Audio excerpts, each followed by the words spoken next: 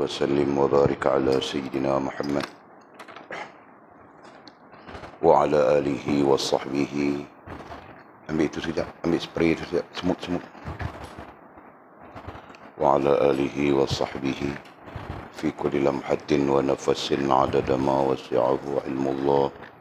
اللهم صل وسلم وبارك على سيدنا محمد وعلى آله وصحبه في كل لمحة ونفس عدد ما وسعه علم الله.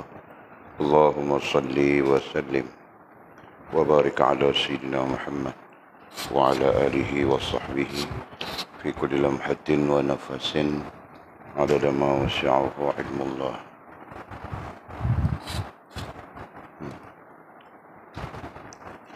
بسم الله ما شاء الله، بسم الله ما شاء الله، بسم الله ما شاء الله، وما لم يشاء لم يكن. لا حول ولا قوة إلا بالله العلي العظيم. لا حول ولا قوة إلا بالله العلي العظيم. لا حول ولا قوة إلا بالله العلي العظيم. اللهم ارحمنا بالقرآن واجعله لنا إماما ونورا وهدى ورحمة. اللهم ذكرنا منه ما نسينا، علمنا منه ما جهلنا، وارزقنا تلاوته آناء الليل وأطراف النهار واجعله لنا حجة يا رب العالمين. اللهم افتح لنا فتوح العارفين وارزقنا فهم النبيين واجعلنا من عبادك الصالحين والمتقين يا رب العالمين. بسم الله الرحمن الرحيم. قال مصنف رحمه الله تعالى: نفعنا الله بعلومه وبكتابه في الدارين، اللهم آمين يا رب العالمين. وبعد، قال kelima,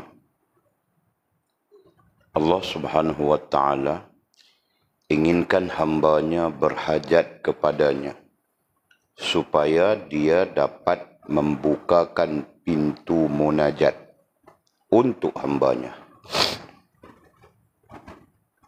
Maka setiap kali mereka berhajat kepada makanan dan rahmat, mereka akan berhadap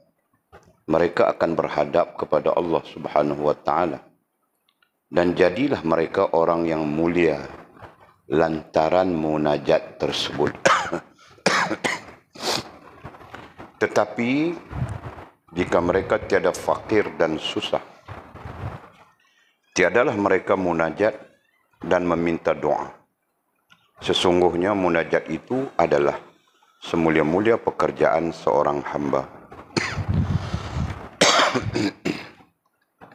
Berkata Abu Hasan radhiyallahu ta'ala anhu, janganlah anda bercita-cita memohon doa itu untuk mendapatkan sesuatu yang anda hajati kepada Allah subhanahu wa ta'ala. Oleh sebab itulah menjadikan anda terdinding dan terhijab daripada rahmatnya. Padahal cita-cita anda sebenarnya memohon doa itu adalah sebagai munajat anda kepada Tuhan anda, serta mengakui diri anda itu adalah hambanya. Sesungguhnya itulah yang disukai Allah dan Rasulnya. Keenam, mintalah kepada Tuhan itu sesuatu yang banyak dan sesuatu yang sedikit. Sesungguhnya berkata Sayyidina Ali radhiyallahu ta'ala anhu, demi Allah, aku tidak meminta sesuatu melainkan rezeki yang aku makan.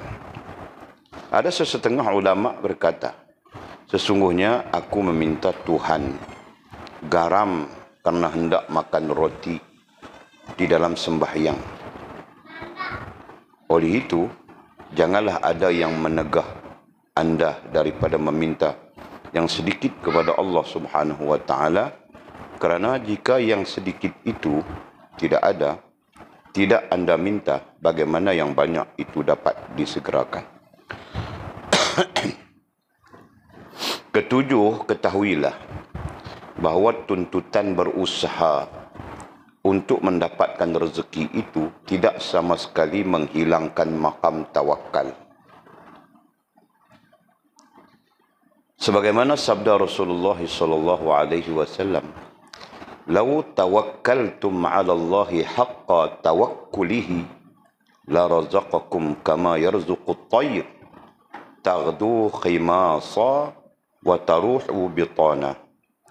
Artinya, jika kamu bersungguh-sungguh bertawakal ke atas Allah Ta'ala dengan sebenar-benar tawakal, pasti Dia memberikan kamu rezeki sebagaimana Dia memberi rezeki akan burung yang pergi terbang kosong perutnya dan kembali penuh perutnya.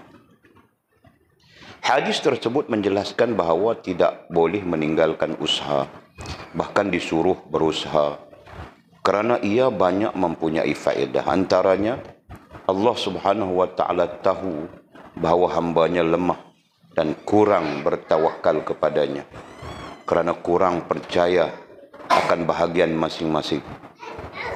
Oleh sebab itulah setiap hambanya diharuskan dan disuruh berusaha agar nafsu mereka sentiasa tetap, yakni istiqamah, yang merupakan kurniaan Allah Subhanahu wa Ta'ala ke atas hambanya. Sesungguhnya Nabi SAW ada bersabda mafhumnya, yang paling halal sesuatu yang dimakan oleh seseorang itu daripada usaha tangan kanannya. Kemudian kita musannif antara faedah. Okey.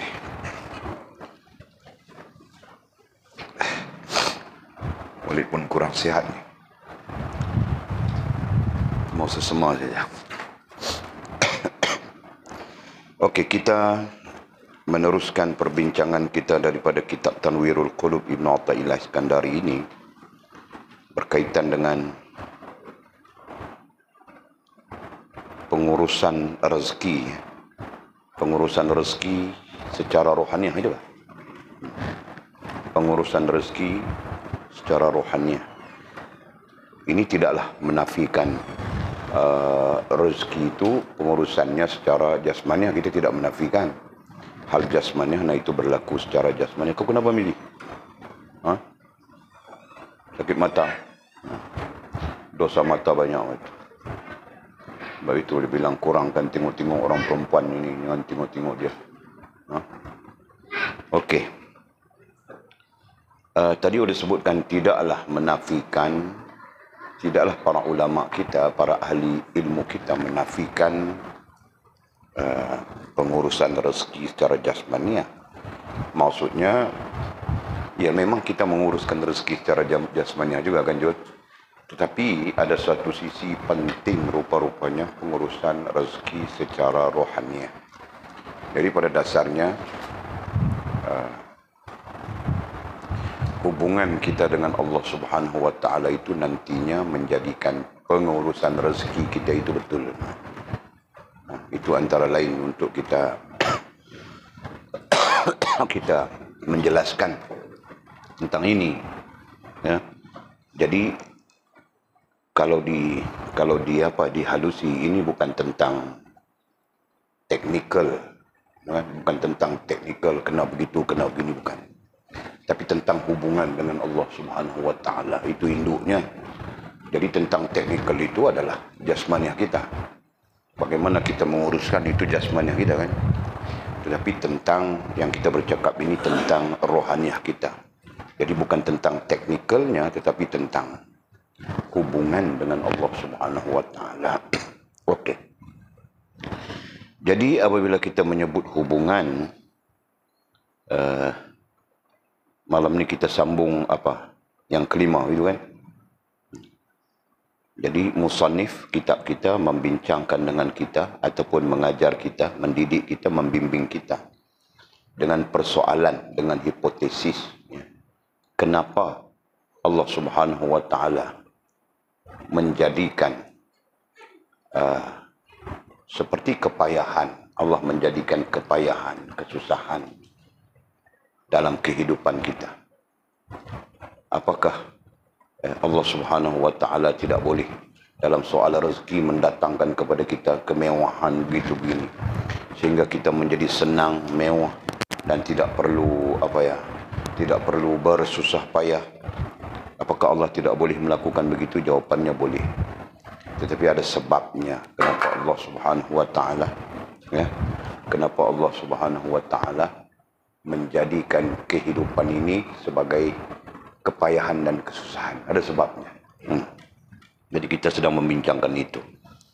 Jadi kalau yang keempat kemarin kita berbincang Allah Subhanahu wa taala jadikan begitu supaya kita ini menjadi Allah menghendaki begitu supaya kita berhajat kepadanya, ya, agar kita pertama mendapat berasa syukur. Nah, itu satu. Yang keempat itu, ya. Yang kedua, mengenali kurniaan Allah Subhanahu wa taala. Jadi yang lepas itu sebabnya dua. Kita tengok yang kelima ini. Kata musannif rahimahullah taala, kelima, Allah Subhanahu wa taala inginkan ai menghendaki. Allah Subhanahu wa taala inginkan ai menghendaki. Nah, kenapa boleh tukar kepada makna menghendaki? Atul? Tahukah? Kenapa boleh tukar kepada makna menghendaki? Kita tidak pakai inginkan. Kenapa?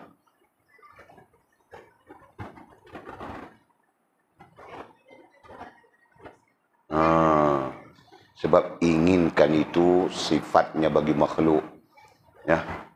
Jadi tidak sesuai dengan Allah. Kita tetap saja meletakkan bagi Allah itu sifat-sifat kesempurnaan, haknya yang sempurna, ya. Nah, kita sebut menghendaki. Okey. Nah, yang penting tahu kenapa boleh tukar pemaknaan itu. Jadi katanya kelima, Allah SWT inginkan ai menghendaki. Jadi buang perkataan inginkan itu. Sangat tidak sesuai. Allah SWT menghendaki hambanya berhajat kepadanya. Jadi berhajat kepadanya itu satu poin besar.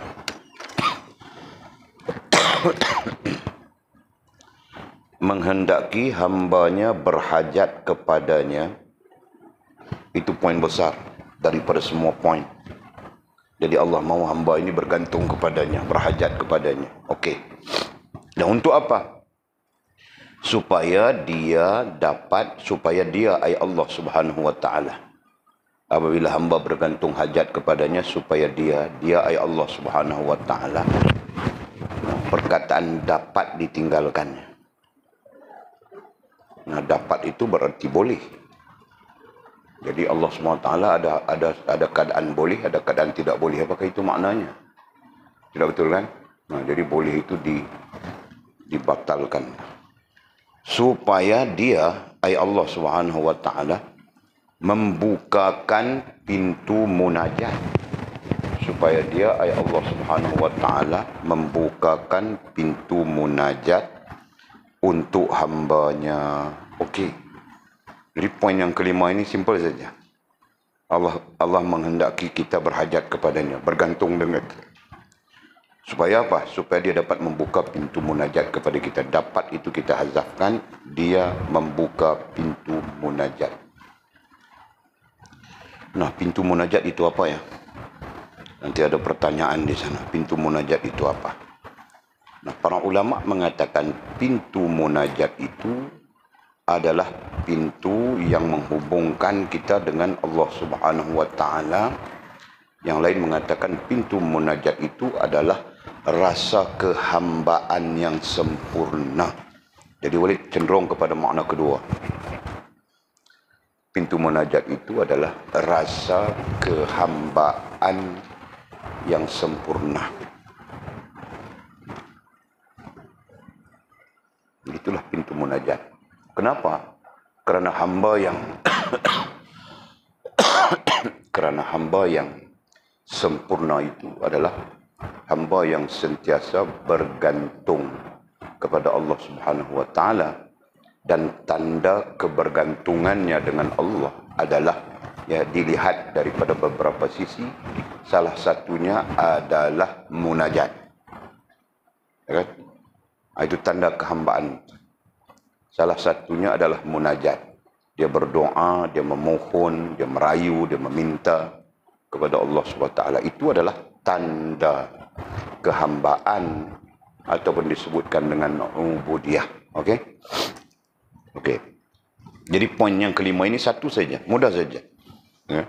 Allah menjadikan kita, Allah menghendaki kita sebagai hamba ni, sebagai hamba berhajat kepadanya, ya, untuk Allah membuka kepada kita pintu munajat. Okey.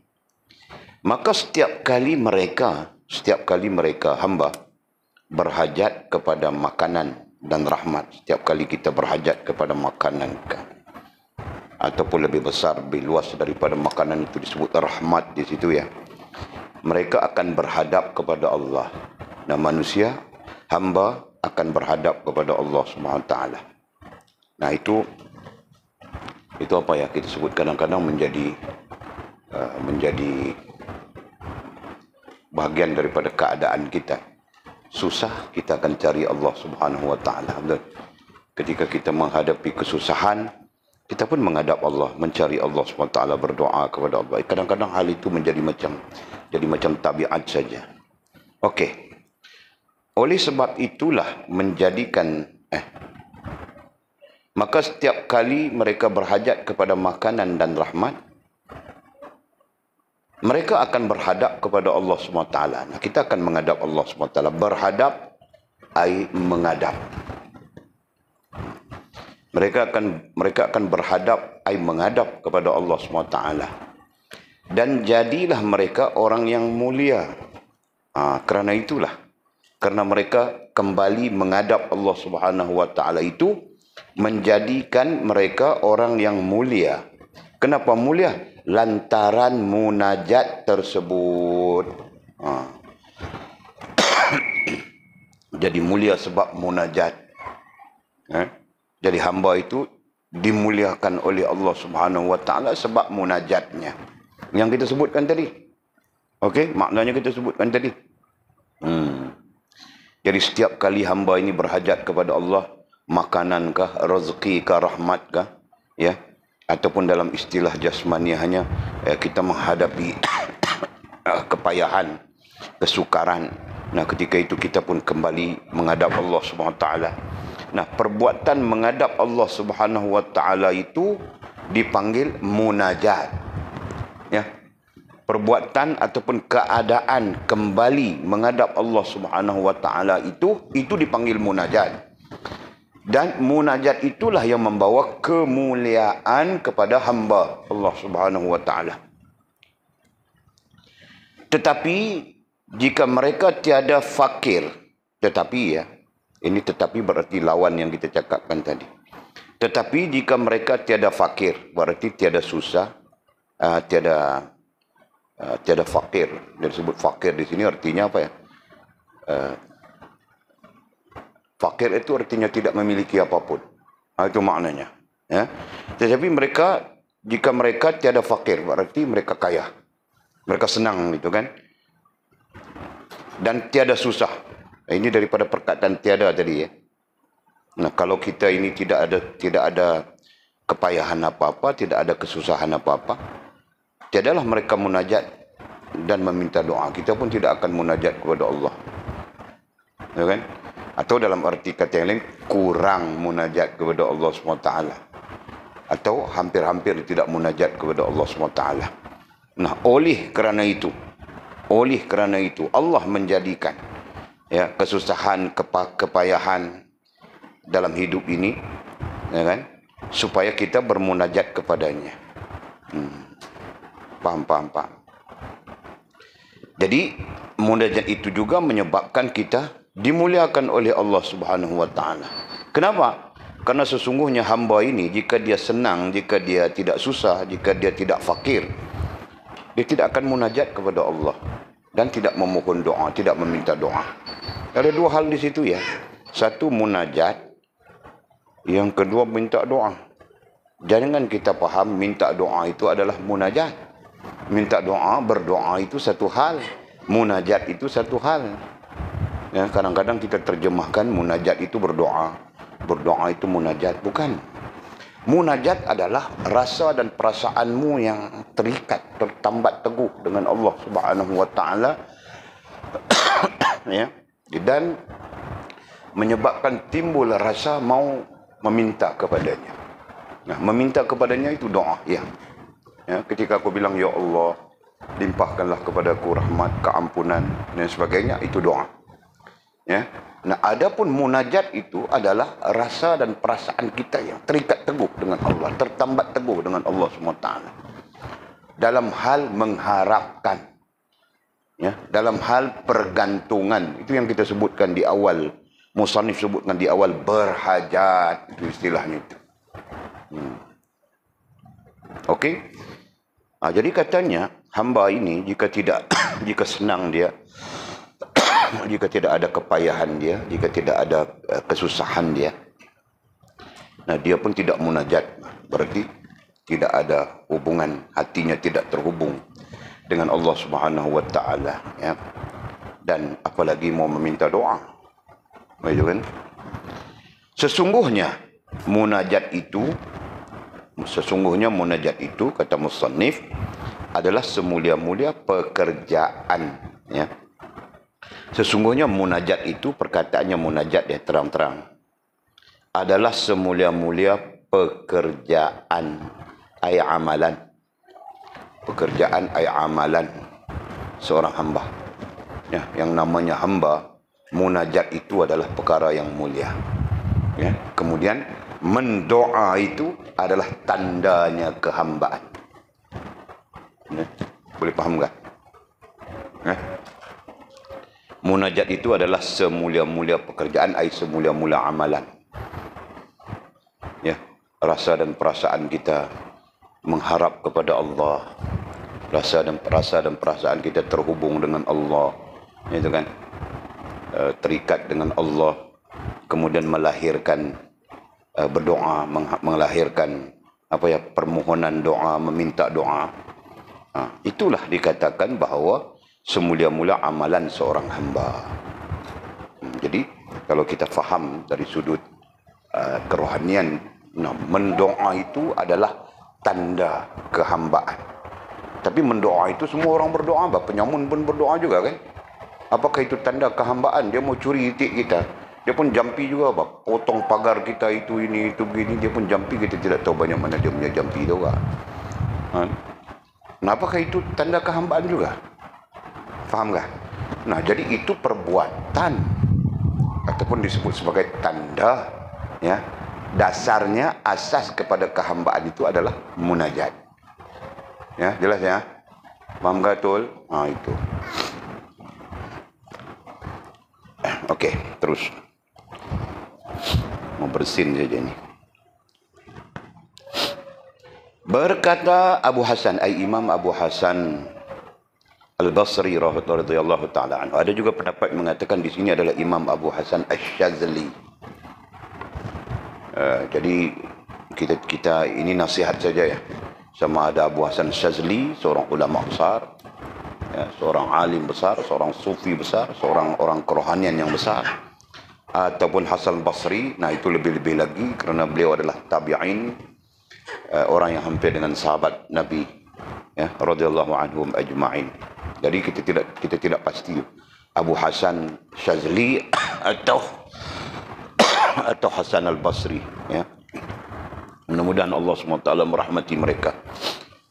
Nah, katanya, janganlah anda bercita-cita memohon doa itu untuk mendapatkan sesuatu yang anda hajati kepada Allah SWT. Maksudnya, jangan kita bercita-cita dalam hal berdoa itu mau kepada apa yang kita hajatkan, ya. Atau dalam bahasa yang mudah, jangan kita jangan fokus kita kepada apa yang kita hajatkan dalam berdoa. Faham tak? Itu bahasa mudah itu. Jadi kalau kita berdoa, ya Allah kasihlah aku cantik, jadi kita fokuskan kepada itu. Jelas ya? Nanti jul pula berdoa, ya Allah berilah aku kemewahan supaya boleh beli kereta 4x4. Apa kau pakai Jul? Navara, 4x4 Navara. Jadi kau fokus itu. Jadi katanya, nasihatnya, Abu Hasan di sini radhiyallahu taala anhu, jangan kita fokus begitu. Kenapa begitu ya? Kita tengok ya. Janganlah anda bercita-cita memohon doa itu untuk mendapatkan sesuatu yang anda hajati kepada Allah SWT. Jadi bermakna kita fokus kepada apa yang kita hajati. Jelas ya? Nah, oleh sebab itulah ya, apabila kita fokus kepada apa yang kita hajati, oleh sebab itulah menjadikan anda terdinding dan terhijab daripada rahmatnya. Kata beliau, apabila kita fokus begitu, itulah yang menjadikan kita terdinding ataupun terhijab daripada rahmatnya. Nah, terdinding, terhijab sama saja bagi kita kan. Terdinding artinya tertutup, ya. Terhijab pun artinya tertutup, sama saja itu. Nah, perhatikan ayatnya. Oleh sebab itulah menjadikan anda, kita, terdinding dan terhijab daripada rahmatnya Allah Subhanahu wa ta'ala. Apabila kita berdoa, kemudian kita fokus kepada doa kita, itu menjadikan terhijab kita daripada Allah SWT. Kenapa ya? Ada jawapan kah? Boleh jawab kah? Nah, Walid nampak sudah. Nah, hakikatnya kita bukan mau Allah, kita mau hajat kita disempurnakan saja. Begitu. Faham kan? Faham Jul? Nah, ketika kita minta, ya Allah, kasihlah aku rezeki untuk membeli navara, begitu begini. Di sampingku mau menikah, begitu begini dan sebagainya. Nah, ketika kita fokus kepada yang kita minta, benda atau apapun, nah, ketika itu kita bukan bergantung dengan Allah, ya, ataupun kita bukan dalam sisi perbincangan itu, sisi huraian ini merujuk kepada kita kurang ataupun apa saja pemaknaannya. Ya, kita bukan berhajat kepada Allah. Itu tadi boleh sebut. Tetapi kita lebih berhajat kepada benda yang kita mahu. Faham tak? Itu. Dari itulah yang menjadikan kita terhijab, itulah yang menjadikan kita terdinding. Jadi pesan daripada Imam Abu Hasan Syazli ataupun pesan daripada Abu Hasan Basri rahimahullah ta'ala, kita tidak pasti siapa mereka. Nah, pesannya begitu. Ya, jangan kita berdoa kemudian kita fokus kepada munajat kita. Itu terkait munajat tadi. Munajat kita tadi fokus kepada apa yang kita minta, apa yang kita hajati dalam doa kita. Tidak fokus kepada Allah Subhanahu wa ta'ala. Ini satu hal yang praktikalnya susah ini.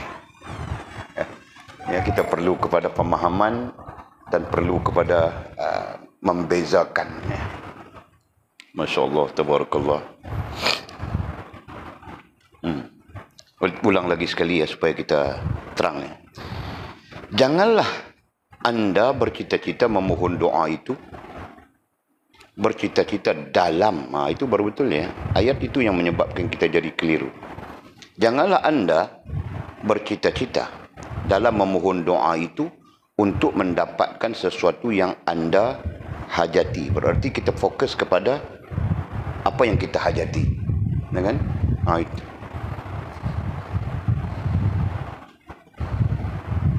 Betul. Ya, kita mohon kepada Allah. Ya, betul. Itu betul sudah. Ya. Tetapi munajat kita adalah apa yang kita mahukan. Boleh faham ini ya? Boleh faham Jul? Ya. Kita berdoa kepada Allah. Tetapi munajat kita adalah kepada apa yang kita cita-citakan. Boleh faham tak? Boleh faham? Aduh. Boleh faham kau Lina? Jadi bezanya itu.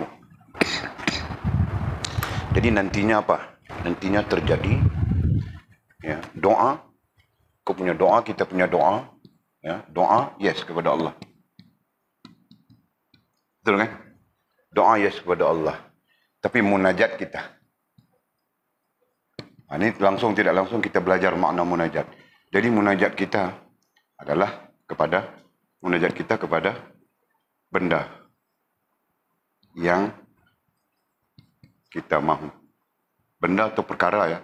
Benda atau kita ataukan siap benda atau perkara yang kita mahu. Yang kita mahu. Dua keadaannya di situ. Allahu Akbar.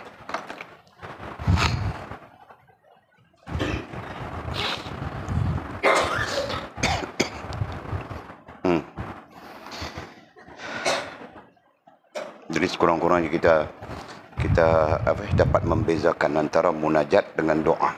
Tidak semua doa munajat, ya kan? Kalau semua doa munajat, nah orang yang datang mencuri barang kita pun dia pun munajat juga, kan? Nah, dia ada doa. Setiap tingkah laku manusia, nah di sana ada doanya siapapun. Orang datang mau mencuri, dia pun doa, ya, mudah-mudahan selamat bah. Selamat bah daripada orang ni, daripada tuan ini. Dia pun doa begitu juga. Nah, artinya doa itu umum, tapi munajat itu khusus. Okey, itu penjelasan tentang itu. Nah, lebih daripada itu, berdasarkan kepada nasihat ini, oleh sebab itulah menjadikan anda terdinding dan terhijab daripada rahmatnya. Kalau kita dalam doanya minta kepada Allah, tapi dalam munajatnya kepada benda, kepada benda yang kita minta, perkara yang kita minta. Nah, itulah yang menjadikan hijab. Katanya, itulah yang menjadikan kita terdinding dan terhijab daripada rahmat Allah Subhanahu wa taala. Jadi artinya jelas kepada kita, ya, yang menyebabkan jadi terhijab itu apabila doa dan munajat tidak selari. Ya kan? Doa dan munajat itu tidak selari. Faham kita? Tapi kalau doa dan munajat itu selari, doa kepada Allah, ya, munajat kita pun kepada Allah, begitu maksudnya kan? Doa kepada Allah, munajat kita pun kepada Allah, bukan kepada benda atau perkara yang kita mahu.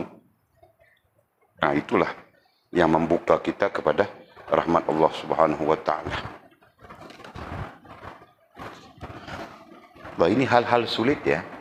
Ini hal-hal halus dalam kerohanian. Nah, itu sebabnya kita pun langsung tidak langsung, ya, perlu sedar bahawa kerohanian ini perlu belajar. Nah, Walid dulu pun fikir apa mau belajar kerohanian. Sekali Walid melaluinya baru Walid tahu, ini ada banyak hal-hal kerohanian yang sulit-sulit, yang kecil-kecil. Nah, begitu. Okey. Terus.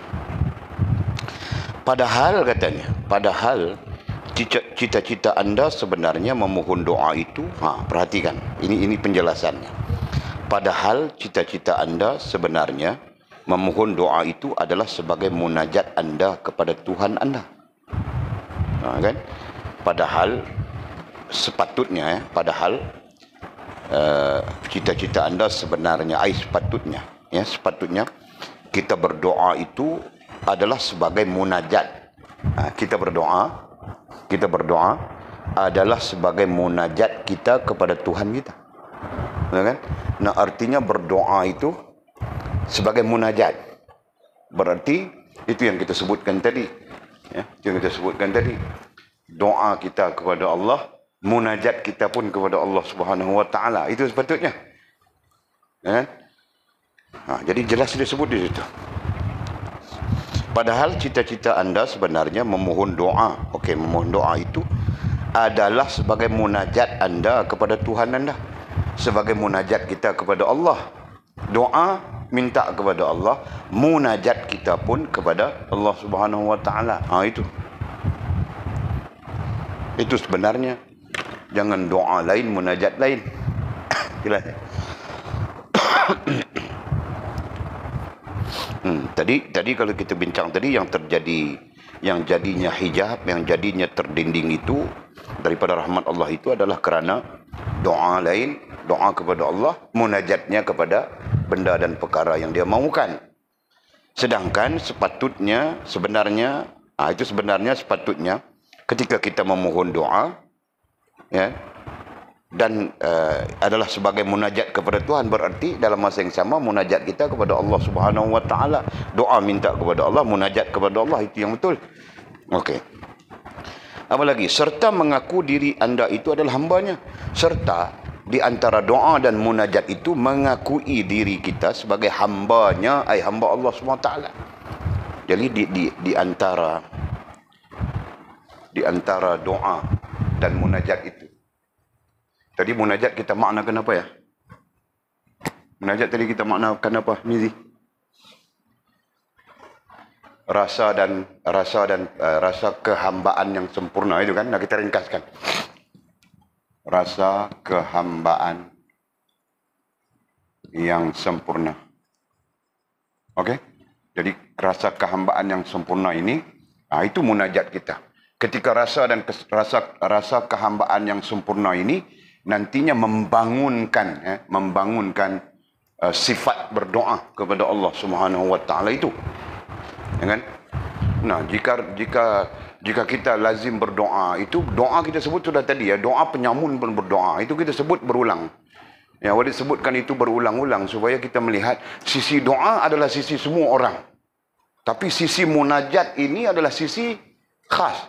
Ya, sisi siapa saja yang ada hubungan dengan Allah SWT. Itu wali catatkan di sini. Rasa kehambaan yang sempurna berarti hubungan. Ya, lebih tepat kita tulis hubungan. Hubungan rasa kehambaan dengan yang sempurna. Okey? Betul kan Mizi kan boleh sebut yang namanya penyamun, yang namanya pencuri, yang orang jahat itu pun dia pun berdoa juga ketika dia mau buat jahat, tahukah? Tapi dalam kefahaman dia kan begitu. Okey. Ini kita baca nasihat saja.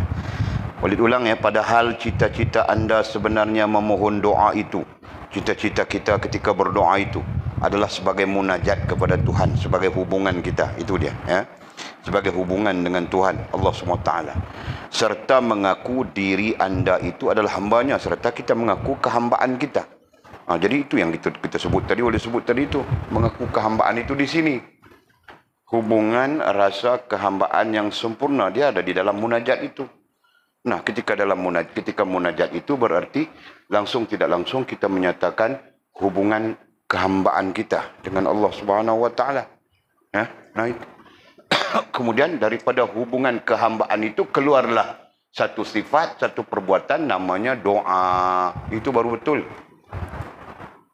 Dan jadi kita pun perlu ajar diri kita supaya keadaannya begini.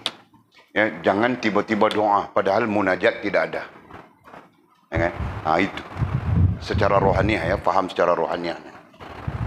Jadi mau berdoa, lepas tu mau munajat dulu, itu lambat mah. Nah, siapa bilang lambat? Lambat adalah kerana kita tidak mengambil tahu itu kan. Tidak ada lambat. Yang namanya munajat itu kita terjemahkan mudah saja. Hubungan rasa. Apa terjemahnya? Hubungan rasa kehambaan. Kalau tidak mau sebut rasa kehambaan, hubungan kehambaan. Jadi, adakah feel kehambaan kita ketika mau berdoa itu? Betul kan? Ataupun kita feel kepada apa yang kita mau minta itu? Betul? Faham Jul? Nah, contoh rantau mau minta seseorang yang namanya apa nama kau rantau mau minta itu? Yang kau mau minta itu? Zainab. Oh, yang kau nama klasik itu, Jadi rantau mau minta si Zainab. Jadi, ya Allah, kan, jadikanlah Zainab itu sebagai isteriku. Mulutnya ya Allah, tapi munajatnya Zainab. Faham tak? Nah, itu salah. Itu yang kita bincang ini. Supaya perilaku kerohanian kita, perilaku rohaniah kita dalam berdoa itu betul. Dalam bermunajat itu betul.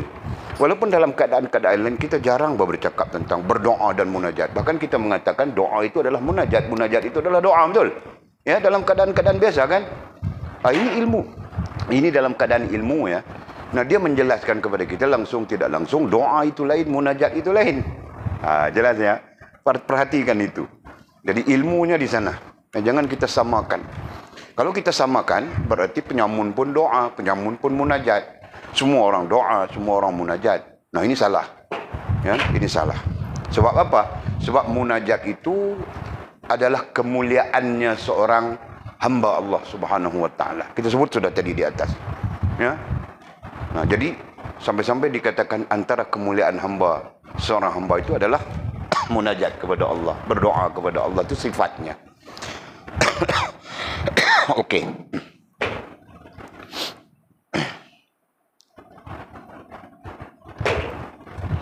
Sesungguhnya, kata musannif, sesungguhnya itulah yang disukai oleh Allah SWT dan Rasulnya.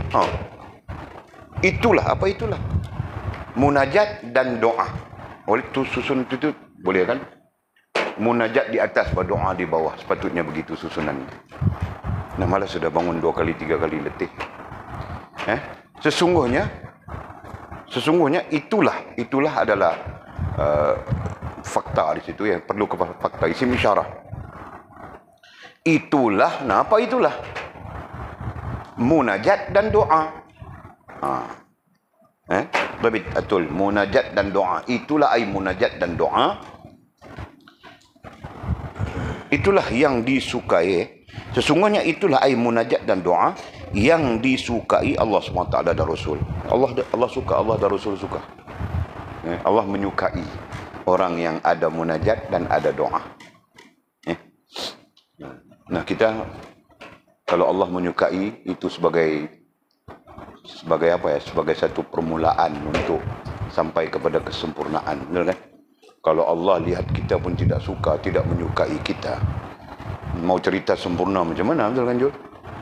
Kan? Kalau rantau Zainab suka pada dia pun tidak. Ayah si Zainab, mamak si Zainab pun tidak suka kepada si rantau. Macam mana rantau mau memiliki Zainab itu? Kau memang betul namanya Zainab ke rantau? Klasik saja namanya. Tukar nama baru-baru sikit. Christina Engolera. Tukar namanya. Zainab kepada Christina Tadi aku sebut apa? Tadi sebut betul bang. Mau sebut balik salah sudah. Christina Engolera. Oh, nama baru itu. Kau canggih itu nama. Ada nama Zainab. Itu nama tahun 70-an kau tahu kah? Okey. Nah, jadi sesungguhnya itulah yang disukai oleh Allah Subhanahu wa taala dan Rasul. Nah, apa yang disukai oleh Allah Subhanahu wa taala dan Rasul itu? Munajat dan doa. Jadi dalam pemahaman kita, dalam pemahaman kerohanian ini, munajat dulu ya, kemudian baru doa. Jadi kalau munajat dulu apa? Hubungan rasa kehambaan yang betul, yang sempurna dengan Allah dulu. Nah, kemudian baru kau berdoa. Nah, itu betul. Ya. Itu baru betul. Jangan kau main doa saja. Susah saja kau pun tanda tangan. Susah saja kau pun tanda tangan. Nah, ketika kau senang, kau lupa, kau lalai. Kan? Nah, ini yang sering terjadi. Faham tak? Mudah-mudahan Allah merahmati kita. Amin ya rabbal alamin. Kemudian kata musannif ke-6. Masuk kita poin yang ke-6 sudah.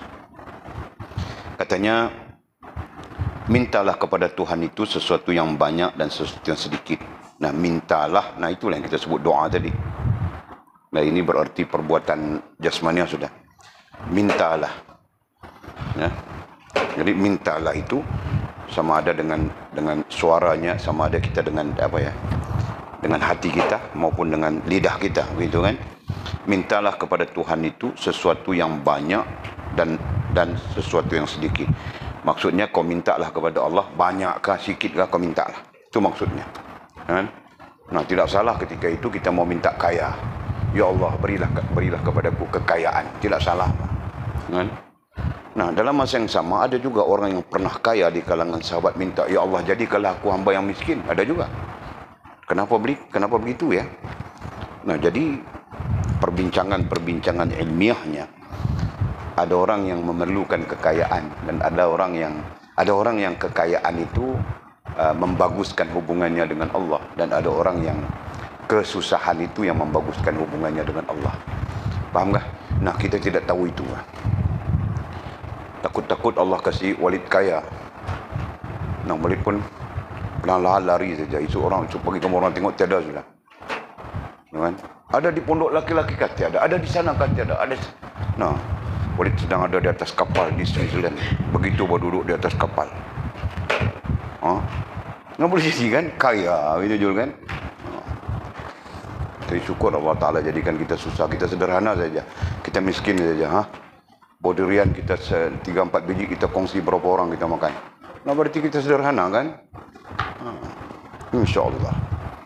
Okey. Bukan bermakna kita tidak boleh makan durian. Boleh juga kan? Nah, nanti datang musim apa pula kita makan semacam saja. Sama saja. Nah, tapi kita sederhana. Gitu. Betul? Okey. Jadi katanya mintalah kepada Tuhan itu sesuatu yang banyak atau sesuatu yang sedikit. Jadi berarti tidak ada masalah, ya. Berarti pada sisi ulama kita tidak ada masalah kau mau minta banyak kan, mau minta sikit kan. Nah, contoh minta banyak itu minta kekayaan yang melimpah ruah, bukan salah, tidak salah itu. Ya kan? Nah, kemudian sisi lain pula kau minta apa pula. Jadi itu tidak menjadi kesalahan. Kan? Ya Allah, limpahkanlah kepadaku isteri yang ramai. Nah, tidak salah. Ya kan? Nah, isteri kita mungkin bilang itu salah. Nah, itu namanya dia pun isteri kita kan. Nah, ketika itu dia bilang, mana boleh berdoa begitu, salah bah, berdosa bah, masuk neraka bah, dia bilang. Pandai saja dia tentang itu kan. Yang namanya isteri-isteri. Ya kan? Sila-sila bilang, bid'ah itu bah. Nah, itu apa? Itu tabiatnya itu kan. Nah, itu tidak salah. Jadi persoalannya bolehkah berdoa begitu? Tidak salah. Nah, itulah maksud sesuatu yang banyak atau sesuatu yang sedikit. Ya kan? Hal apapun, keadaan apapun, tidak salah itu. Boleh minta. Cuma kalau kita ambil ya pengajaran daripada orang-orang rohania, dia minta, kemudian dia minta daripadanya membaikkan kita. Faham tak? Ya Allah, limpahkanlah kepadaku rezeki, dan dengan rezeki itu membaikkan hubunganku dengan Allah SWT. Nah, mereka meminta begitu. Ya kan? Ya Allah, berikanlah aku apa dan apa yang kau berikan kepadaku itu nanti membaikkan hubunganku dengan Allah. Begitu caranya, tahu kan? Nah, mungkin itu yang terbaik sebenarnya. Kita minta juga, tapi nak minta itu saja. Nah, jadi kita belajar sedikit sebanyak tentang meminta. Okey. Kemudian katanya sesungguhnya Sayyidina Ali radhiyallahu taala anhu, Sayyidina Ali. Nah, di sini kita bukan melihat Sayyidina Ali sebagai khalifah. Di sini kita bukan melihat Sayyidina Ali sebagai kita melihat Sayyidina Ali sebagai orang kerohanian, ya. Nah, kita melihat bila kita sebut Sayyidina Ali di kitab-kitab kerohanian, nah dia adalah orang kerohanian. Bila kita menyebut Sayyidina Ali di kitab-kitab Usuluddin, nah itu terkait dengan politik, terkait dengan akidah dan sebagainya. Jadi sebab boleh sebut begitu supaya kamu orang ada apa ya? Mana tahu boleh sebut Sayyidina Ali saja, si Mimi nampak, oh, ini terjadi khawarij ini. Ini boleh sebut Sayyidina Ali di sini, dia nampak khawarij sudah. Jadi boleh sebut kasih clear, betul kan? Nah, mana tahu si Mimi itu dia kadang-kadang dia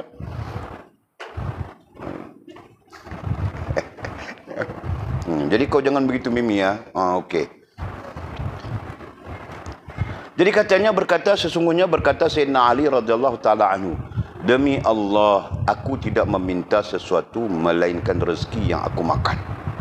Nah, ini kita belajar ya, musannif mendatangkan bagaimana keadaannya Sayyidina Ali dalam hal berdoa ini, ya. Mungkin halnya banyak, tapi salah satunya dia dinukilkan.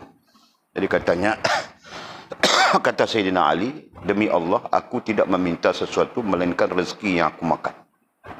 Nah, artinya Sayyidina Ali ini kalau dia mau meminta, dia minta rezeki saja. Ya kan? Ya Allah, limpahkanlah kepadaku rezeki yang mana dengannya membaikkan urusanku denganmu, yang mana dengan rezeki yang ku makan itu nanti menjadikan aku sihat untuk melaksanakan ibadah kepadamu. Nah, mungkin begitu sifatnya kan.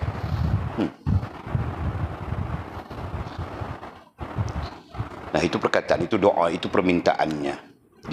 Sayyidina Ali melaporkan atau menceritakan bahawa ketika dia berdoa, dia meminta sesuatu dia tidak meminta sesuatu melainkan rezeki yang aku makan, berarti yang nantinya rezeki itu dalam bentuk makanan. Jadi itu tidak, kalau kita kaji ya, kalau kita teliti apakah sahabat Nabi ataupun Sayyidina Ali ini hanya doanya tentang itu saja. Walid setuju untuk melihat dari sudut kerohanian, ya. Kalau dari sudut jasmani, nah itu mungkin ya kerana dia manusia, jadi macam-macam keadaan dia pun terlibat. Nah, di sana nanti dia pun berdoa macam-macam juga kan. Tapi dari sudut kerohanian, Walid ada baca satu kitab. Kitab itu ada di kita. Nama apa ya? Kitab itu yang membincangkan tentang Nabi SAW, tentang kerohaniannya Nabi SAW. Asy-Syifa, ya. Kitab itu namanya Asy-Syifa ala Rasulillah SAW. Dia membincangkan tentang kerohanian Nabi SAW, dan musannifnya pun merakamkan kerohaniannya para sahabat-sahabat. Jadi antaranya, betul bah, dalam kerohanian mereka tidak meminta selain daripada rezeki untuk makan, untuk hidup dan beribadah kepada Allah SWT. Jadi mereka tidak minta kenderaan yang bagus, mereka tidak berdoa untuk itu, untuk ini, mereka tidak meminta untuk kesenangan begitu, kesenangan begini, tidak ada. Seolah-olahnya tidak ada. Hal ini dirakamkan juga daripada Ummul Mukminin Aisyah radhiyallahu taala anha, dan dirakamkan juga daripada Sayyidatul Jannah Fatimah Az-Zahra radhiyallahu taala anha. Nah, mereka pun sampai-sampai seperti tidak ada doa yang macam itu. Semuanya doa bersifat kerohanian semuanya. Faham tak? Semuanya doa-doa mereka, ya Allah, jadikanlah apa yang ku makan ini, jadikanlah rezeki yang telah kau berikan. Nah, menghubungkan kita. Mereka lebih kepada munajat dan doa begitu. Jelas Jul? Nampak kan? Nah, kita pun belajar sesuatu dari situ juga. Berasa-rasa kita pun kena perbetul juga. Allah, Masya Allah. Okey. Kemudian katanya ada sesetengah ulama berkata, sesetengah ulama. Ini dirujukkan kita kepada ulama. Sesungguhnya aku meminta Tuhan garam kerana hendak makan roti di dalam sembahyang. Jadi maksudnya ada orang yang doanya dalam sembahyang, dia minta kepada Allah Subhanahu Wa Taala garam. Nah, ini jangan kita pening fikir ya.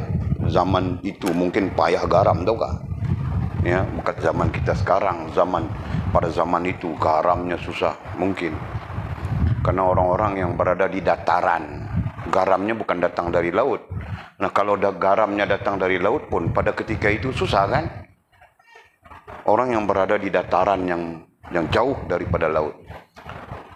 Kan? Macam Walid berada di Pakistan dulu. Walid pernah berada di Lahore. Lahore itu jauh daripada laut. Walid masuk ke dalam lagi, ke tengah Pakistan itu, namanya Faisalabad. Bandar Faisal, Bandar Al-Malik Faisal dibangunkan oleh Al-Malik Faisal ni Raja Saudi yang keberapa, tak tahulah Walid. Dialah yang membangunkan bandar. Bandar itu kemudian disebut dengan nama Faisalabad. Kan? Jadi bandar cantik begitu, taman bunga sana, taman bunga sini. Kan? Dalam taman bunga ada buah peach, ada buah apricot. Nah, kau duduk dalam taman bunga itu, kau bebas memakan buah peach, buah apricot, buah apa, anggur, macam-macam ada. Syok macam duduk dalam taman raja-raja saja, tahu kah? Nah, jadi jadi apa ya? Jadi susah. Ya. Garam antara benda yang susah, garam laut. Jadi hampir-hampir tidak ada garam laut. Itu. Ya, Walid sepanjang duduk di Pakistan, di Faisalabad itu jadi tukang masak, tahu kah? Jadi chef yang tidak ditauliahkan. Chef baling-baling saja, tahu kah? Sebab itu Walid kalau baling-baling mesti jadi. Kalau pergi berapa sudu, itu tidak jadi. Faham tak? Kalau aku baling saja, lebih-lebih aku baling dari jauh. Memang jadi masak itu, tahu kah? Jadi Walid di sana 7 tahun ya. Walid khidmat saja 5 tahun macam itu. Tidak berjumpa dengan garam laut, tahu kah? Berarti susahnya garam laut. Yang ada garam bukit itu. Garam bukit tahu kah? Garam bukit yang merah-merah. Itu. Garam itu yang diguna pakai. Kalau ikut pendapat garam itu lebih bagus. Nah, Wallahualam. Tapi Walid bukan cerita tentang bagus, tidak bagus, tapi Walid cerita tentang susahnya mau dapat garam laut. Kan? Jadi begitu juga mau makan ikan laut pun susah kami. Hari-hari makan kambing, daging, kambing. Hari-hari. Sebab itu Walid makan kambing 3 ekor sekali ku makan pun tidak akan jadi apa. Kan? Begitu juga kalau makan daging. 3 ekor sekali ku makan pun. Tapi daging mana boleh makan 3 ekor kan? Ada orang makan kambing sikit, pening lah, itulah, inilah. Kan? Tidak apa. Karena hari-hari kambing, daging kambing itu tergantung saja dalam freezer. Mau kambing, masak kambing. Mau sapi, masak sapi. Begitu. Hari-hari payah mau dapat ikan. Cukup susah. Itulah. Faktor itu barangkali ada setengah ulama. Namun itu ulama pada masa itu ya. Jadi mereka dalam solat mereka, ya, dalam solat itu ceritanya, sesungguhnya aku meminta Tuhan Allah SWT garam. Minta Allah memberikan garam atau merezekikan dengan garam kerana hendak makan roti di dalam sembahyang. Dalam sembahyangnya dia munajat, dia minta kepada Allah, ya Allah, berikanlah kepada kami garam, limpahkanlah kepada kami garam. Begitu seolah-olahnya. Ya kan? Jadi berarti dalam hal ini mau mengajar kita apa? Dalam hal ini mau mengajar kita bahawa berdoa ini apapun boleh. Begitu. Ya. Dalam hal berdoa apapun boleh. Tidak perlu kau mau berdoa nanti sampai payah-payah mau karang begitu, mau karang begini, tidak perlu. Kan? Faham Lina? Jadi kau berdoa saja. Saya tidak tahu doa ini. Kau baca dalam bahasa Melayu saja, Pak. Kau sebut dalam bahasa Melayu saja. Ya Allah. Apa masalah? Yang namanya doa, kecuali dalam sembahyang saja kau tidak boleh sebut itu kan. Itu tertak. Itu tertakluk kepada fiqhnya. Tertakluk kepada tata cara solat itu tidak boleh berkata-kata dalam bahasa lain kan. Itu. Walaupun di keadaan-keadaan lain. Berdoa saja, minta saja macam mana kau meminta. Sampai-sampai garam pun boleh kau minta dalam doa. Nampak kan? Itu maksud musannif mendatangkan penceritaan ini. Ya. Jadi bukan nanti kita semestinya berdoa garam. Mulai malam ini Lina buat fatwa, kita berdoa minta garam saja. Kau ini mengarut saja, Lina. Okey. Kemudian kata musannif yang ketujuh.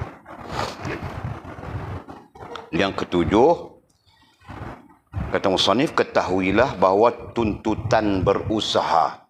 Adapun perkara yang ketujuh ini terkait dengan kita langsung. Tuntutan berusaha untuk mendapatkan rezeki itu tidak sama sekali menghilangkan makam tawakal. Mungkin nanti ada orang berfikir tidak perlu berusaha, kerana berusaha itu akan menghilangkan tawakal. Jadi kita tawakal saja. Ini kadang-kadang ada orang-orang yang muta'assibin, bilang kan, orang-orang yang terlalu ta'asub kah, macam manakah. Kita tidak dapat menafikan hal ini, kerana manusia muta'assibin ini, kata Nabi SAW, akan wujud sepanjang zaman. Nabi SAW mula-mula menegur muta'assibin adalah Rafidah. Ya. Nabi SAW mula-mula menegur golongan muta'assibin. Apa itu muta'assibin? Golongan yang suka ta'asub kepada sesuatu. Ya. Mula-mula Nabi tegur adalah Rafidah, golongan Rafidah. Kita kenal ya, itu Rafidah, Rafidiyah itu ya. Yang kemudiannya pada zaman Ali, pada era Sayyidina Ali, perang Siffin itu disebut dengan Syiah ya. Jadi dalam riwayat Rasulullah menegur mereka kerana mereka terlalu memuja-muja, terlalu melebih-lebihkan Rasul. Faham tak? Berlebih-lebih saja mereka. Sampai-sampai ketika bersalam dengan Rasul, sampai-sampai ya, sebab itu ada hadis Rasulullah SAW ketika mau dicium tangannya, Rasul tarik tangan. Ada hadis tentang itu. Dan ada hadis yang Rasulullah membiarkan saja.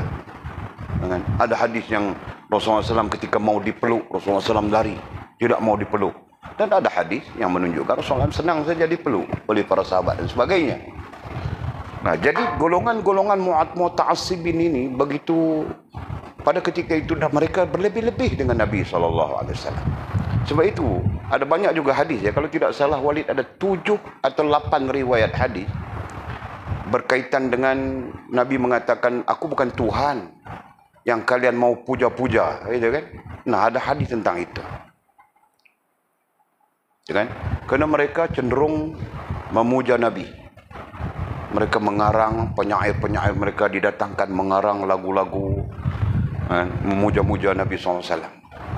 Sebab itu kadang-kadang Walid takut kita berlebih-lebih dalam hal itu. Ya kan? Jadi kalau kita takut berlebih-lebih berarti ada hadnya. Hadnya mudah saja, jangan kau ta'asub saja. Ya, karena Nabi melarang ta'asub itu. Yang lain-lain tidak ada masalah. Ya. Nah, nanti kami mau kasidah, silakan. Kami mau burdah, jalan dah, podah, nah silakan. Kan? Yang salahnya adalah ta'assub. Itu. Melebih-lebih, berlebih-lebih. Ya. Nah, mungkin ada orang yang pada ketika itu sudah menganggap Nabi ini sampai-sampai memuja-muja Nabi pada ketika itu kan. Nah, mungkin sudah ada. Allahu a'lam. Tapi kalau disebut sudah faktanya Nabi menegur ya kelompok Rafidah ini. Nah, sebab itu wujud Rafidah itu wujud pada zaman Nabi lagi boleh disebut sudah. Ya, nah itu. Okey. Balik kepada hal kita, tuntutan berusaha untuk mendapatkan rezeki itu tidak sama sekali menghilangkan maqam tawakal. Nah, jadi ini sekaligus menunjukkan ini sekaligus menunjukkan kepada kita tawakal satu hal, manakala berusaha berikhtiar itu satu hal. Jadi dua hal yang berbeza. Satu hal terkait dengan rohaniah yaitu tawakal, dan satu hal terkait dengan jasmaniah yaitu berusaha. Dalam hal apa ini? Dalam hal mendapatkan rezeki, dalam hal mencari rezeki. Jadi kalau ada orang bilang kita tawakal saja, tidak perlu, nah itu mengarut saja. Mana tahu nanti terlalu sufi dia, kan sampai-sampai bilang dia tawakal saja, tidur saja di rumah. Nah, akhirnya istrinya yang kena pergi kerja. Ada yang jadi begitu kan? Jangan. Okey. Sebagaimana sabda Rasulullah SAW tentang apa? Tentang berusaha, itu kan? Tentang berusaha ini dan tentang tawakal ini dikaitkan oleh Nabi, didatangkan hadis Nabi SAW. Lau tawakkaltum 'ala Allahi haqqa tawakkulihi la razaqakum kama yarzuqut tayr taghdu khimasa wa taruhu bitana. Jika kamu bersungguh-sungguh tawakal. Nah, perkataan di sini kalau perbincangan hadisnya bukan bersungguh-sungguh, benar-benar. Betul-betul, nah itu. Ya. Jika kamu betul-betul bertawakal. Nah, jadi perkataan bersungguh-sungguh itu belum menampakkan betulnya, tetapi Walid lebih pakai perkataan betul-betul. Itu ketika Walid belajar tafsir hadis ya. Mishkatul Masabih disebutkan betul-betul.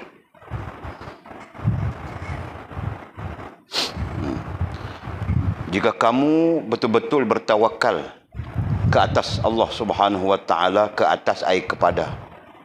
Nah, kadang-kadang kita pun pelik juga ke atas. Ya, kepada Allah Subhanahu wa taala dengan sebenar-benar tawakal. Jadi sebenar-benar itu nanti mewakili makna betul-betul itu tadi. Kita pun belajar sudah yang sifatnya beragama itu ada dua. Satu as-sidqu wal ikhlas, gitu kan. Nah, itu baru disebut betul. Nah, yang betul itu, yang benar-benar itu, yang betul-betul itu sifatnya yang ada di dalamnya as-sidqu wal ikhlas. Nah, jika tidak ada as-sidqu wal ikhlas, kedua-dua sifat itu, maka itu diklasifikasikan tidak betul. Walaupun kita rasa betul saja. Okey. Kemudian katanya, jika kamu betul-betul bertawakal ke atas kepada Allah Subhanahu wa taala dengan sebenar-benar tawakal, pasti Dia Allah Subhanahu wa taala di situ ya. Dia Allah. Pasti Dia Allah memberikan kamu rezeki sebagaimana Dia Allah memberi rezeki akan burung. Sebagaimana Dia Allah Subhanahu wa taala memberi rezeki akan burung yang pergi terbang kosong perutnya dan kembali penuh perutnya. Jadi kalau betul-betul kita bertawakal kepada Allah, ya, Allah Subhanahu wa taala akan melimpahkan kepada kita rezeki seperti burung yang terbang perutnya kosong, kembali perutnya penuh. Para sahabat, hadis ini menonjolkan ya, para sahabat tidak kurang daripada 9 para sahabat berinteraksi, bertanya kepada Nabi SAW. Tidak kurang daripada 9. Ada pendapat mengatakan lebih lagi, sebab Nabi bercakap dalam majlis kan. Nah, bertanya, mereka menyoal Nabi untuk kefahaman tentang tawakal ini. Nabi secara ringkas boleh disebut ya, Nabi mengiyakan ya. Apabila sahabat bertanya, apakah kalau benar-benar kita bertawakal, apakah benar-benar kita bertawakal nanti Allah akan melimpahkan rezeki kepada kita daripada segala ruang, macam-macam persoalan ya, tapi menjurus kepada itu. Allah akan memberikan rezeki kepada kita bighairi hisab, tanpa disedari. Nah, Nabi SAW menjawab ya pada keseluruhan persoalan sahabat itu.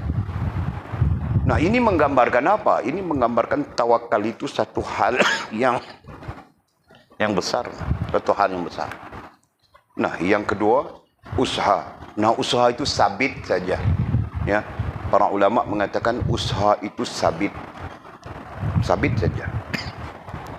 Mungkin orang itu usaha begini, orang itu usaha begitu, orang itu usaha begini, macam-macam usaha, gitu kan?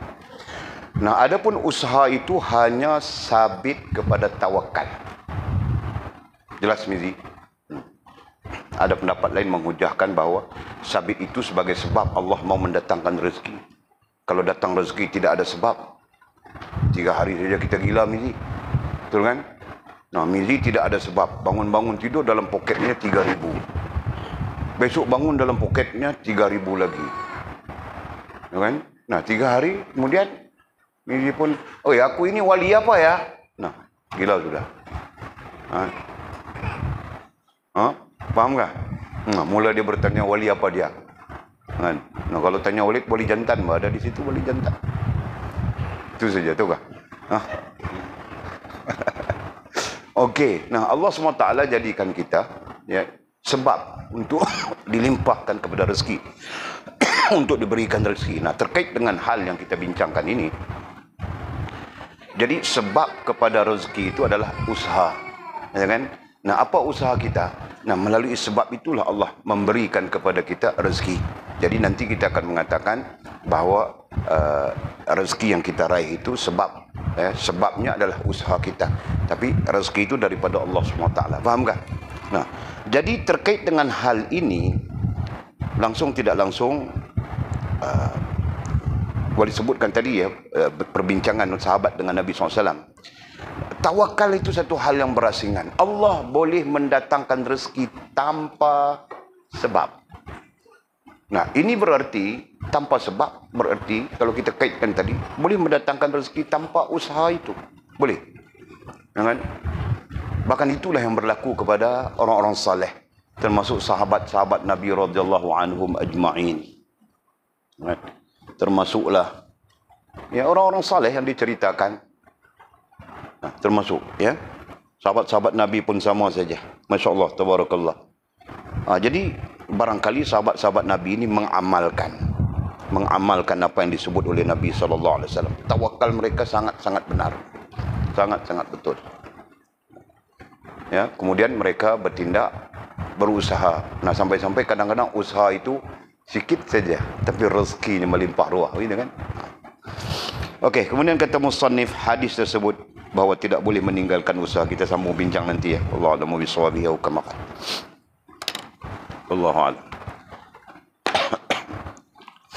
Ada soalan kah? Terus proceed. Berapa soalan? Okey. Nyok-nyok sangat. Demam ni. Okey.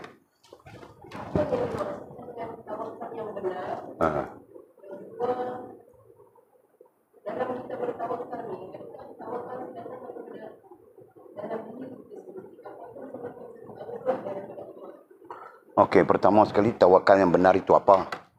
Yang kedua, tawakal yang ada dalam diri kita ini dia datang daripada diri kita sendiri ataupun anugerah daripada Allah SWT. Okey. kita dah sebut panjang lebar dah definisi tawakal itu.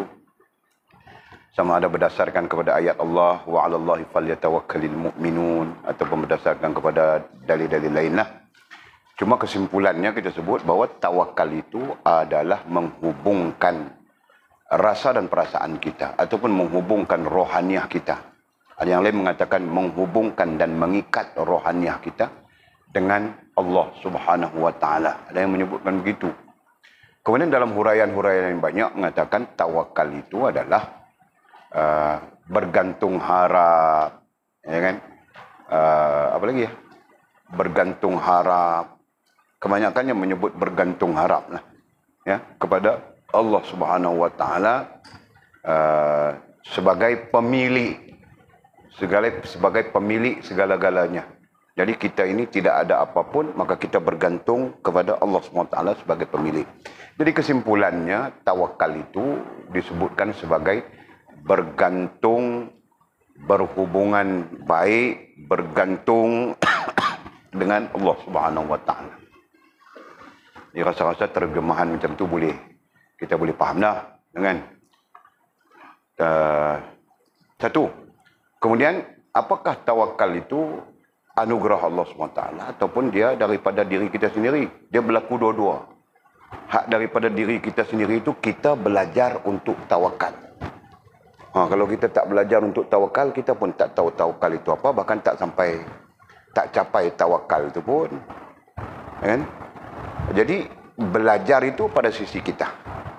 Kemudian apabila kita memahami, kita kita bawa ke dalam diri kita, kita bentuk diri kita, nah di sana akan ada anugerah Allah SWT. Karena anugerah Allah SWT ini pada hakikatnya apapun, hal apapun, keadaan apapun adalah anugerah Allah SWT. Kan? Tidak ada yang tidak terkait dengan anugerah Allah SWT, masyarakat kita ini bukan ada apapun. Kan? Jadi anugerah itu terkait dengan apapun, termasuk tawakal. Jadi sebelum sampai kepada anugerah Allah SWT itu berarti ada kepada kita ikhtiari. Kan? Ikhtiari itu mungkin sabit awalnya dengan ilmu. Itu tentu-tentu. Ilmu itulah kemudian menunjukkan kepada kita tawakalnya begini. Ya kan? Bukan sifatnya jasmaniah tapi sifatnya rohaniah. Itu adalah ilmu semuanya. Jadi daripada ilmu itulah kita mendapat mekanisme. Kita mendapat mekanisme bagaimana untuk kita membina tawakal dalam diri kita. Jadi, asal-asalnya, kita pun tak boleh nak mereka-reka banyak sangat. Kita takut sekali kita jadi keliru tentang tawakal itu apa. Jadi kita berpegang dengan apa yang disebut oleh kebanyakan ulama. Begitu saja. Kan? Tawakal adalah hubungan rohaniah kita. Itu kesimpulan. Hubungan rohaniah kita dengan Allah Subhanahu Wa Taala, katanya dengan sempurna, tidak putus dan sebagainya. Allahu a'lam. Clear? Ada pertanyaan lagi di situ? Yang orang perempuan ni dia dalam ni dia okey, clear. Tapi balik lagi dia tanya pula. Dia pasien tu tak apalah kan. Okey. Tak jelas di mana? Jelas. Okey, alhamdulillah. Jelas, boleh percaya ke tak boleh percaya kita pun tak tahu. Okey. Ya, bismillahirrahmanirrahim. Alhamdulillahirabbil alamin. Wassalatu wassalamu ala asyrafil mursalin sayyidina wa maulana Muhammad wa ala alihi washabihi ajma'in. Allahumma iftah lana futuhal arifin warzuqna fahman nabiyyin waj'alna min ibadikas salihin. Allahumma ihdina siratal mustaqim. Siratal ladzina an'ama Allah minan nabiyyin was-siddiqin wasyuhada'i was-salihin. Allahumma rabbana iftah bainana wa bain qaumina bil haqq wa anta khairul fatihin. اللهم أعنا على ذكرك وشكرك وحسن عبادتك. اللهم فقهنا في الدين وعلمنا التأويل. اللهم فقهنا في الدين وعلمنا التأويل. اللهم فقهنا في الدين وعلمنا التأويل. وصلى الله على سيدنا محمد وعلى آله وصحبه وبارك وسلم. الحمد لله رب العالمين. تقبل الله منا ومنكم.